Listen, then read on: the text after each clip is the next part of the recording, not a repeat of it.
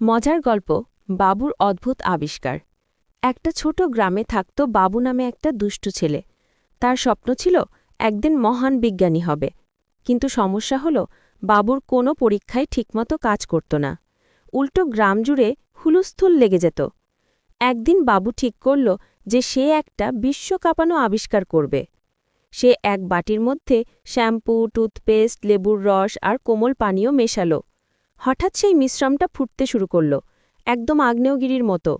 বাবু চিৎকার করে বলল, ইউরেকা!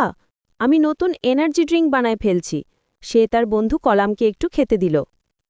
কলাম এক চুমুক দিতেই হেঁচকি দিতে শুরু করল। হিক হিক হিক! বাবু, তুই আমাকে উড়িয়ে দিবি নাকি? ঠিক তখনই বাটি বিস্ফোরিত হল। ফেনা উড়ে গিয়ে লাগল বাবুর মাথায়, কলামের মুখে, এমনকি পাশের গরুর গায়েও। গরু বিরক্ত হয়ে ডাকল, মো! আমার গায়ে শ্যাম্পু দিল কে? সারা গ্রামের লোক দৌড়ে এলো, আর দৃশ্য দেখে হাসতে হাসতে পেট ফেটে যাবার অবস্থা।